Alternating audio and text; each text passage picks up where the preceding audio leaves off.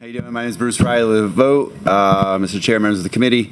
Definitely, I'm not going to reiterate some of the great questions. I had some of the similar concerns. And obviously the passports, they also cost like $150 or something like that.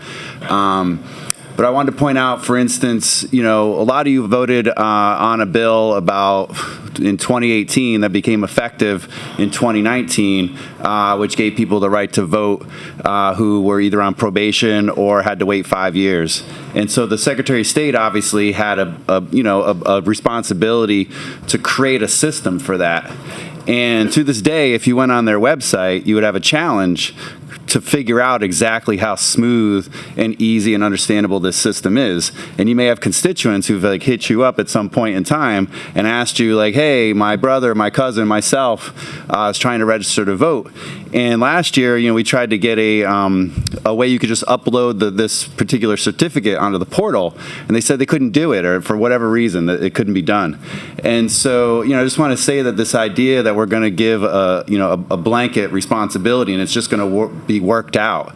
I agree with the hesitation there to say no, we need to have some much greater specifics ahead of time about whether or not we're going to do this, because it could create a massive burden on 99.99% of the people who are going to register to vote who are U.S. citizens.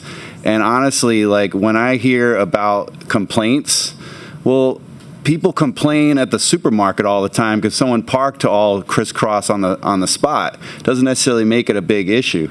If there were investigations and convictions for this thing that we're hearing about of people trying to come across a border and get registered and vote, there should be some convictions of this. There should be something. I heard about people who voted twice in Shreveport, and I didn't hear anything more about it again.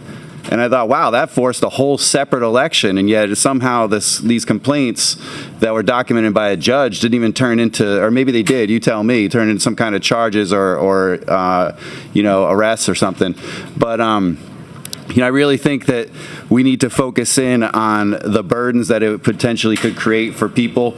And honestly, if you're coming to this country and don't have documentation, paperwork, the last place you want to go is into a government space and try to pretend that you're a citizen for something like voting. That is not something that is on the radar for someone who is literally trying to establish a life around things like work and a place to live and get to a space where they're free of government sort of oversight on their life. They're not going to put themselves out there to then possibly be arrested for impersonating a U.S. citizen and go to prison for that. No one's looking for that. So it seems to be really hypothetical, and we could come up with a million hypotheticals that we need to prevent, but unless it's actually happening, we shouldn't be spending this body's time and all of our energy on trying to create things around hypotheticals. Thank you.